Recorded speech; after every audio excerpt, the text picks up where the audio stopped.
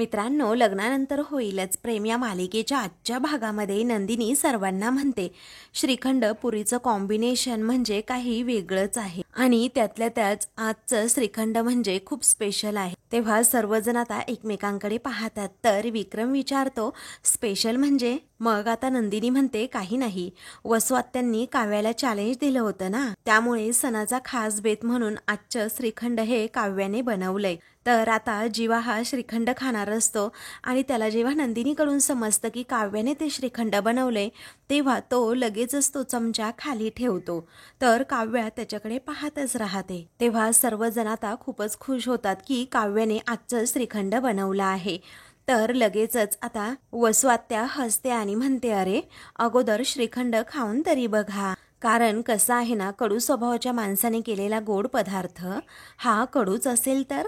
तेव्हा आता सर्वांनाच वसूचं हे बोलणं आवडत नाही, पण आता काव्या खूपच चिडते आणि तिच्यावर धावून जाणार असते। नंदिनी खांद्यावर हात ठेवत लगेचच तिला गप्प करते, त्यामुळे काव्या आपली शांत राहते। त्यानंतर आता वसू हळूच रम्याला म्हणते की आता मी एक घास खाऊन पाहते आणि मग करते तमाशा हा। तेव्हा रम्या हो हसतच म्हणते, पण जरा थांब, त्यामध्ये एक कण सुद्धा साखर नाहीये। मग आता वसू म्हणते, काय सांगतेस? तेव्हा रम्या म्हणते, हो अगं, नाहीये त्याच्यामध्ये साखर, त्यामुळे आधी बाकीच्यांना खाऊ दे आणि मगच बघ। असं हळूहळू तिचं बोलणं सुरू असतं, कारण एकदा का तोंडात घातलं ना सर्वांनी श्रीखंड, सर्वजण थू करतील, असा रम्याचा आता हेतू असतो। त्यानंतर आता सर्वजण श्रीखंड खाऊन पाहतात। अगोदर मिथुनराव आणि विक्रम हे दोघेही श्रीखंड खातात। तेव्हा मिथून आता जोरातच ओरडतो, अरे वा, कमाल झालंय श्रीखंड, आय लाईक धिस, असं म्हणून तो खूपच आता खुश होतो। तर सर्वजण आता त्याच्याकडे पाहतच राहतात। मग आता नंदिनीला तो म्हणतो, अजून एक वाटी। तेव्हा नंदिनी हो असं म्हणते। तेव्हा काव्या आता हळूच पार्थकडे पाहते, तर पार्थला देखील आनंद होतो। मग आता त्यानंतर इकडे रम्या आणि वसू या दोघींच्या कपाळावर आठ्याच येतात, कारण श्रीखंडामध्ये तर साखर नव्हती आणि मग हे सगळेजण श्रीखंडाची वाहवा का करत आहे असा प्रश्न रम्याला पडतो आणि ती वसूकडे पाहते। वसू तिला इशारा करून विचारते आणि मग त्या दोघीही त्या शंकेचं निरसन करण्यासाठी लगेचच खाऊन पाहतात। मग त्यांना समजतं की खरंच श्रीखंड खूप छान झाले आणि रम्याचा डाव इथेच फसलेला असतो। मग आता लगेचच वसू रागात तिला विचारते, हे काय आता? मग आता रम्या विचारते, काय माहीत कसं झालं? मग आता वसू म्हणते की अगं खूप चांगलं झालंय ते श्रीखंड। रम्या म्हणते, अगं पण मला काय माहीत कसं चांगलं झालं ते? तर आता लगेचच रम्या म्हणते की मलाच माहीत नाही हा गोंधळ कसा झाला, असं म्हणून ती नंदिनीकडे पाहते। तर नंदिनी आता रम्याकडे पाहतच राहते। तर आता नंदिनीला आठवतं, जेव्हा मी किचनमध्ये गेले होते तेव्हा काव्या श्रीखंड करता करता निघून गेली होती। ऑलमोस्ट श्रीखंड होतच आलं होतं, परंतु जेव्हा माझं लक्ष साखरेच्या डब्याकडे गेलं तेव्हा त्यामध्ये साखर तेवढीच होती, त्याचबरोबर नवीन पॅकेटसुद्धा ओपन केलेलं नव्हतं। मग काव्याने श्रीखंडामध्ये साखर घातली की नाही हा प्रश्न तिला पडतो। मग आता लगेचच तिला ते सर्व प्रसंग आठवत असतात आणि त्यानंतर ती म्हणते, काव्या श्रीखंड करत असताना रम्याचा इथे निवळ योगायोग हे असणं शक्यच नाही। आता नक्कीच रम्याने काहीतरी केलं असणार। श्रीखंडामध्ये साखर नाहीये एवढं मात्र नक्की, असं नंदिनीच्या मनात संशय येतो। हे असलं श्रीखंड सर्वांनी खाल्लं असतं, सर्वांसमोर माझ्या काव्याचा अपमान झाला असता आणि हेच आता नंदिनीच्या पूर्णपणे रम्याचा डाव लक्षात आलेला असतो आणि त्यामुळेच तिने श्रीखंडामध्ये साखर टाकलेली असते। तेव्हा आता लगेचच नंदिनी रागात रम्याकडे पाहते, तर रम्याला मात्र घामच फुटतो आणि ती पटकन पाणी पिते, कारण तिला माहीत असतं की नंदिनी त्याच्या हातून काहीही चूक न घडू देण्यासाठी काहीही करू शकते आणि म्हणूनच नंदिनी ही मनात विचार करते, अगं रम्या, यावेळी तू काही केलंस असा पुरावा तर नाहीये माझ्याकडे, पण माझं मन मला सांगतंय ना की या सगळ्यामध्ये फक्त तुझाच हात आहे, पण काळजी करू नको, जोपर्यंत माझा हात माझ्या काव्याच्या पाठीवर आहे तोपर्यंत कुणीही तिचा अजिबातच घात करू शकणार नाही। त्यानंतर सर्वजण आता जेवण करत असतात। तेव्हा आता मानिनी लगेचच विचारते की काय वसुताई, अहो तुम्ही सांगितलं नाही आमच्या सुनबाईंनी नक्की श्रीखंड कसं केलंय ते? मग आता वसू फक्त हसते। त्यावेळी मानिनी विचारते, काय? तेव्हा मानिनी पुन्हा एकदा हसते. मग आता पार्थ म्हणतो, तसं नाही अगं वसू आत्या, तोंडाने सांग, जरा शब्दात व्यक्त कर काहीतरी. तेव्हा आता लगेचच वसू ही हसत म्हणते की काही नाही, चांगलं झालंय, म्हणजे कसं ना जरा बरं झालंय. तेव्हा सर्वजण मात्र गालातच हसतात. तर काव्य आणि नंदिनी सुद्धा एकमेकींकडे पाहून हसतात, कारण वसूच्या तोंडून आता हे शब्द ऐकून त्यांनाही आनंद झालेला असतो. मग त्यानंतर विक्रम म्हणतो, असं नाही हा ताई, अगदी खड्या आवाजामध्ये, कारण एरवी कसा तुझा खडा आवाज असतो तशा आवाजात बोल, जरा एकदम वरच्या पट्टीमध्ये. तेव्हा आता वसू म्हणते, अरे तू काय करतोस. मग आता लगेचच मानिनी म्हणते, अहो जाऊ देत ना. त्यानंतर मानिनी आता नंदिनीला लगेच म्हणते की तू जेवायला बस बरं आता. मग आता नंदिनी म्हणते, नको नको, यांचं होऊ देत, मग मी बसते. तेव्हा मानिनी म्हणते, नाही नाही नंदिनी, तू बस बरं अगोदर, असं म्हणून लगेचच आता नंदिनीला ती स्वतःच्या जागेवर बसवते आणि म्हणते, घे बरं खाऊन. मग आता नंदिनी म्हणते, अहो आई. तेव्हा मानिनी सर्वांनाच म्हणते की अरे मुलांनो, काय रे, तुम्हाला भुका लागल्या तर तुम्ही पटपट खाऊन घेताय, माझ्या सुनांना सुद्धा भूक लागलेली असते, हा लग्नानंतरचा तुमचा पहिला सण आहे, चला आपापल्या बायकोला श्रीखंडपुरी भरवा, असं मानिनी आता पार्थ आणि जीवा या दोघांनाही सांगते. तेव्हा सर्वजण फक्त एकमेकांकडे पाहत राहतात. काव्याला मोठा धक्काच बसतो की आता पार्थ मला श्रीखंडपुरी भरवणार का, या विचाराने ती हळूच त्याच्याकडे पाहते. तर पार्थ देखील तिच्याकडे पाहतो. मग आता काव्याची नजर जीवावर पडते. तेव्हा जीवा सुद्धा काव्याकडे सतत पाहत असतो. त्यानंतर आता चल जीवा, अरे भरव पटकन नंदिनीला घास श्रीखंडपुरीचा, असं मानिनी फोर्स करते. म्हणून नाईलाजाने जीवा हा घास हातात घेतो आणि काव्याकडे पाहतच राहतो. तर काव्यसुद्धा अगदी नाराज होऊन जीवाकडे पाहत असते. मग आता लगेचच जीवा हा नंदिनीला घास भरवतो. ते पाहून काव्याला खूपच त्रास होत असतो. तिला काय करावं सुचत नसतं. तर आता लगेचच काव्याचा चेहराच पडतो. त्यानंतर आता सर्वजण जीवाने आता नंदिनीला घास भरवल्यामुळे खुश होतातच. परंतु आता पार्थची वेळ असते. तेव्हा मानिनी म्हणते, पार्थ चल बाळा, भरव तू आता माझ्या काव्याला घास. मग आता लगेचच पार्थ हा हातात श्रीखंडपुरीचा घास घेतो आणि लगेचच तो भरवणार असतो. परंतु काव्य असा हात आडवा करते आणि काही गरज नाही, मी माझी खाईन, असं म्हणते. तेव्हा आता पार्थचा तिथे अपमान होतो. तर वसू रम्या हसतात. तर जीवा नंदिनीला मोठा धक्का बसतो की काव्य खरंच पार्थचं काहीच ऐकत नाहीये. तर विक्रम मानिनीला सुद्धा आता टेन्शनच येतं की काव्य खरंच ना काहीच अजूनही एक पाऊल सुद्धा पुढे टाकायला तयार नाही. मग आता सर्वजण जेव्हा काव्याकडे पाहतात ना, तेव्हा काव्या पार्थला म्हणते, माझी मी खायला समर्थ आहे. तेव्हा आता वसू लगेचच म्हणते, अगं सगळ्यांना माहीत आहे की तुझी खायला तू समर्थ आहे म्हणून, पण पार्थ एवढं प्रेमाने भरवतोय तर घास घ्यायला हरकत काय आहे, आणि म्हणे मी श्रीखंड केले, असा टोमणा पुन्हा एकदा ती काव्याला मारते. अगं नाही, श्रीखंड झालंय गोड, परंतु तुझ्या स्वभावातला हा कडूपणा, त्याचं काय करायचं. तेव्हा जीवा आता खूपच रागात वसूकडे पाहतो आणि मग नंतर काव्याकडे, कारण काव्याला सततच वसू बोलत असते. त्यानंतर आता वसू बोलायची थांबत नाही. तेव्हा ती आता म्हणते, पार्थ हे बघ बाबा, तुला काय करायचं ते कर, पण मला असं वाटतंय ना तुमचा संसार बहुतेक असा कडूच होणार. आणि खरं सांगू का पार्थ, या असल्या स्वभावाच्या माणसांना श्रीखंडाचा घास नाही, त्यांना ना अशी कडुनिंबाची पानं खायला द्यायला पाहिजेत. तेव्हा काव्याच्या आता तळपायाची आगच मस्तकात जाते आणि तिला आता खूपच राग येतो, कारण वसू सारखीच तिला टोमणे मारत असते. मग आता सर्वजण वसूकडे रागात पाहतात, पण आता रम्या मात्र गालात हसते. तर काव्या खूपच रागात वसूकडे पाहू लागते. मग आता रागातच ती म्हणते, या घरातील कडू आयुष्यापेक्षा ना कडुनिंबाची पानं खाल्लेलीच बरी. आता पानं खायची आहेत ना, किती खाऊ, 1 मिनिट. तेव्हा आता सर्वजण म्हणतात, अगं काव्या राहू दे, हट्टीपणा करू नको. मग नंदिनी, मानिनी, विक्रम हे सर्वजण काव्याला समजावू लागतात, नको बाळा असं करू. मग आता लगेचच नंदिनी म्हणते, नको ग काव्या. तेव्हा ती म्हणते, ताई मी आज ऐकणारच नाहीये. तेव्हा ती आता खूप सारी कडुनिंबाची पानं खाते. मग आता ती पानं खूप कडू असतात, खाऊ नको असं आता सर्वजण तिला म्हणत असतात. तेव्हा आता वसूचं मन समाधान करण्यासाठी ती खूपच पानं खाते आणि मग नंदिनी लगेचच तिला पाणी देते. पण आता काव्या ऐकतच नाही, कारण काव्याने खूप सारी पानं खाल्लेली असतात. काव्याला नंतर त्रास होऊ लागतो तर आता ती लगेचच रूममध्ये जाते. तर जीवा तिच्याकडे पाहतच राहतो. जण आता डोक्यालाच हात लावतात. काव्य तर तेथून निघून गेलेली असते. काव्य आता रूममध्ये येते तेव्हा पार्थ आता लगेचच श्रीखंड घेऊन तेथे येतो आणि तिच्यासमोर धरतो. तेव्हा ती रागातच विचारते, हे काय आहे? मग आता तो म्हणतो, काही नाही श्रीखंड. मग आता ती विचारते, तुम्हाला कुणी आणायला सांगितलं? मग आता तो म्हणतो, आईने सांगितलं म्हणून मी घेऊन आलोय. पाणी घेऊन जा बोलली होती, पण म्हटलं नको, श्रीखंड असू द्यात, तुमचं तोंड तरी गोड होईल म्हटलं. आईने सांगितलं तेव्हाच तुम्हाला गजरा दिला. मी स्वतःच्या मनाने काही करत नाही, असं म्हणून तो आता तिच्याकडे पाहून हसतो. त्यानंतर आता ती लगेचच विचारते, मस्करी वाटते का तुम्हाला? बाहेरनं मी काय खाऊन आली आहे दिसतंय ना तुम्हाला?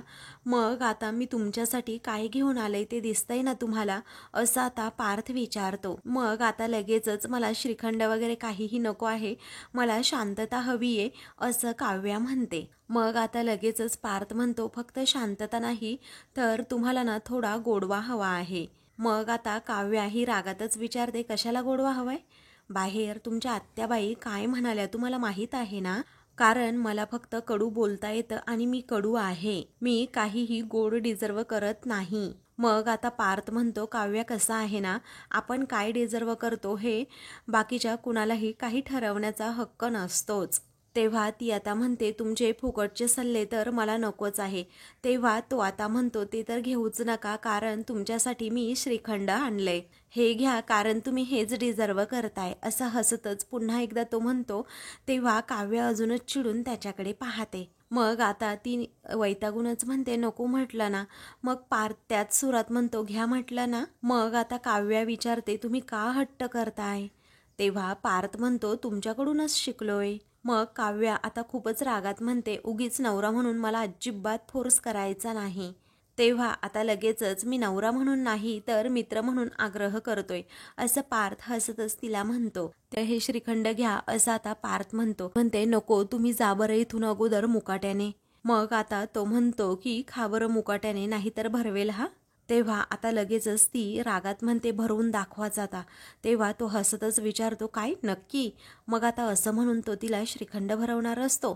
तेव्हा ती आता रागातच म्हणते, अहो नकोय मला, तुम्ही निघा बरं, जा आता. मग आता असं म्हणून ती तिथे बेडवर बसते. तेव्हा तो आता म्हणतो, कडवटपणा हा टेम्पररी असतो आणि गोडवा हा फॉरेवर असतो. कारण आयुष्यात आणि जगायला हा थोडा गोडवा हवाच. याने मनाचा नाही पण तोंडाचा कडवटपणा हा नक्कीच जाईल. तेव्हा ती त्या श्रीखंडाकडे आता पाहतच राहते आणि पुन्हा एकदा नजर आपली दुसरीकडे करते. तर पार्थ आता श्रीखंड तेथेच ठेवतो आणि लगेचच तेथून जातो. तेव्हा काव्या आता पार्थ गेलाय की नाही हे अगोदर मागे वळून पाहते आणि लगेचच ते श्रीखंड पटपट खाऊ लागते. श्रीखंड खाल्ल्यानंतर तिला जरा बरं वाटतं, त्यामुळे ती आता एकदम मोकळा श्वास घेते. त्यानंतर आता पार्थ हा पुन्हा तेथे येतो आणि काव्याला असं पटपट श्रीखंड खाताना पाहतो आणि हसतच राहतो. तेव्हा आता लगेचच ती विचारते की काय झालं आता हसायला? मग आता तो म्हणतो, काही नाही, सॉरी, मी इथे आलो पण माझा मोबाईल राहिला होता. तेव्हा ती श्रीखंड खायचीच थांबते. तेव्हा तो हसूनच म्हणतो, अहो काही नाही, खा तुम्ही श्रीखंड. मग आता ती लगेचच म्हणते की तुम्ही जा बरं इथून. आणि जेव्हा तुम्ही पटपट श्रीखंड खात होतात ना, तेव्हा तुम्ही चोरून दूध पिणाऱ्या गोंडस मांजरीसारख्या दिसत होता ना, म्हणून मला खूप हसायला आलं, असं पार्थ काव्याला म्हणतो. तेव्हा काव्य आता अजूनच रागात त्याच्याकडे पाहते. तर पार्थ जरा घाबरतो आणि मुद्दामच हॅलो हॅलो, आलो आलो असं करत तेथून जातो. व्या पुन्हा त्या श्रीखंडाकडे पाहतच राहते. आता खूपच कडूतोंड झाल्यामुळे तिचाही नाईलाज होतो आणि पुन्हा मग ती ते श्रीखंड खाऊ लागते, पण हळूहळू. तर आता सायंकाळी गुढी उतरवायची असते, त्यामुळे सर्वजण पूजा करण्यासाठी आता पुढे येतात. घरातील सर्वांनी तयारी तशी केलेली असते. तेव्हा आता लगेचच मानिनी म्हणते, चला पूजा करून घ्या बरं आता. मग घरातील सर्वच जण तेथे आलेले असतात. तेव्हा आता वसू आणि रम्या या दोघीही पुढे जातात, गुढीची पूजा करतात. युगसुद्धा पूजा करतो. त्यानंतर आता वसू म्हणते, ये ग मंजू. मग मंजू आणि मिथुनराव पुढे येत गुढीची पूजा करतात. तेव्हा रम्या मागे जाऊन उभी राहते आणि गालात हसत असते. तेव्हा आता तुला काय झालं अचानक हसायला, असं आता वसू विचारते. तेव्हा रम्या म्हणते, मला ना खूप आनंद होतोय. तेव्हा कसला आनंद, असं वसू म्हणते की तुला त्यांना आनंदात पाहून आनंद होतोय. ती म्हणते, नाही गाई, तसं नाही आहे. मग आता वसू म्हणते तू ना तुझे प्लॅन ना बाजूलाच ठेव, कारण तुला ना काहीच करता येत नाही. कारण आजचा दिवस आहे ना तोच खूप वाईट आहे. कारण मानिनीने काव्याला दिलं होतं श्रीखंड करण्याचं चॅलेंज आणि तिने ते जोमाने करून दाखवलं. मग आता इकडे पार्थ आणि काव्य हे दोघेही पुढे येतात आणि गुढीची पूजा करू लागतात.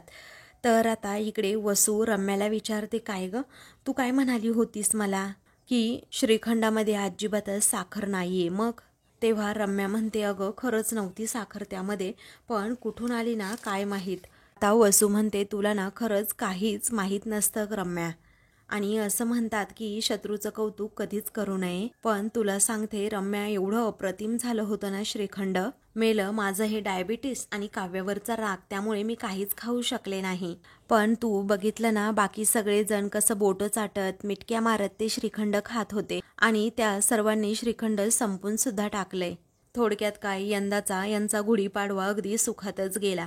तेव्हा आता रम्या म्हणते की गुढीपाडवा अजूनही सुखात गेलेला नाहीये यांचा, कारण अजूनही गुढीपाडवा संपलेला नाहीये. तेव्हा आता लगेचच रम्या म्हणते, कारण या गुढीची मी व्यवस्थित सोय करून आले.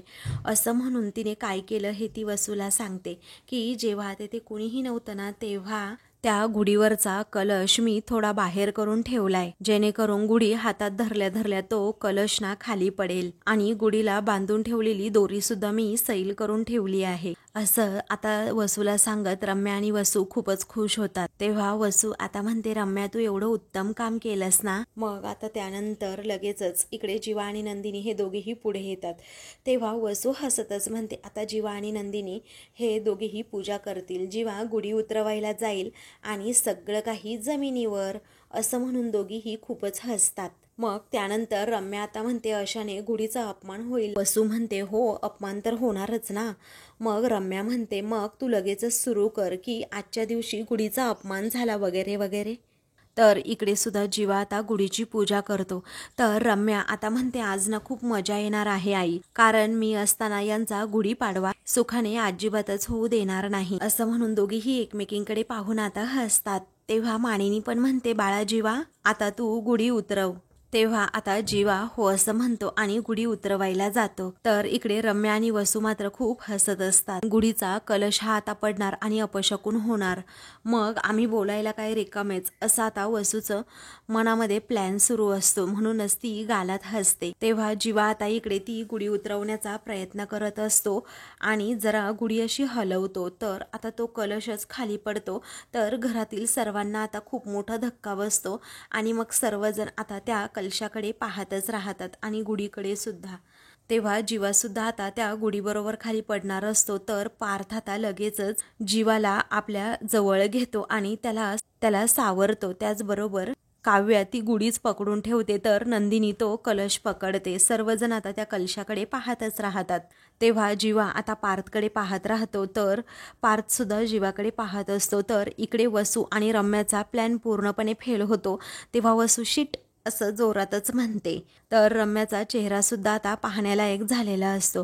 तेव्हा काव्या सुद्धा आता नंदिनीकडे पाहत असते, कारण तिने तो कलश पकडलेला असतो. तर आता नंदिनी त्या कलशाकडे सतत पाहत असते, कारण तिला माहीत असतं की इथे अपशकुन झाला असता इथे त्या चौघांनीही गुढीला काहीही धक्का लागू दिलेला नसतो, अपशकुन होण्यापासून टळलेला असतो. तर नंदिनी मात्र याच गोष्टीचा सर्वात जास्त विचार करते की इथे पण काही गडबड तर नाही ना, म्हणूनच तिला रम्याचा जरा संशय येतो. तर इकडे पार्थ आणि जीवा हे एकमेकांकडे पाहतच राहतात. पडणाऱ्या आता जीवाला शेवटी पार्थनेच आधार दिलेला असतो, म्हणून आता जीवा हा सारखा सारखा पार्थकडे पाहत असतो. तर आता मित्रांनो, पुढील भागामध्ये सर्वजण जेवायला बसलेले असतात. तेव्हा आज चक्क थालीपीठ, असा आता विक्रम विचारतो. तेव्हा आजची शेफ कोण आहे माहीत आहे का, असं आता मानिनी विचारते. तेव्हा विक्रम विचारतो, कोण. मग आता लगेचच मानिनी म्हणते, आजचं थालीपीठ हे नंदिनीने बनवलंय. आता वसू म्हणते, अगं जीवाला फक्त तुझ्या हातचं थालीपीठ आणि त्याचबरोबर शिरा आवडतो. मग मानिनी म्हणते, त्याला खाऊ दे तर, मग बघू काय म्हणतोय ते. तेव्हा आता आउटस्टँडिंग असं म्हणून जीवा आता लगेचच ते थालीपीठ खाऊ लागतो. मग आता काव्या ही जीवाकडे पाहतच राहते. मग जीवा एकदम शांतपणे नंदिनीला म्हणतो, छान झाले थालीपीठ. हा नंदिनीला खूपच आनंद होतो की बरं झालं जीवाला हे थालीपीठ आवडलं. त्यानंतर आता ती सर्वांना थालीपीठ वाढत असताना लगेचच वसू नंदिनीला म्हणते, काय ग, तुझ्या हातात ही अंगठी आहे ना, ती पार्थने तुझ्या बोटात एंगेजमेंटच्या वेळी घातली होती, तू अजून घालतेस का ती अंगठी? काढ बरं अगोदर. तेव्हा आता नंदिनी लगेचच ती अंगठी काढत असते. नंदिनी लगेचच ती आता अंगठी काढते. मग त्यानंतर वसू म्हणते, पार्थ आता तू काढ बरं अंगठी. मग पार्थसुद्धा अंगठी काढतो आणि तेथेच ठेवतो आणि लगेचच तेथून उठून जातो. तेव्हा सर्वांनाच मोठा धक्का बसतो, कारण वसू सारखंच तमाशा घालत असते. अशाच मालिकेंचे पुढील भाग पाहण्यासाठी चॅनलला सबस्क्राईब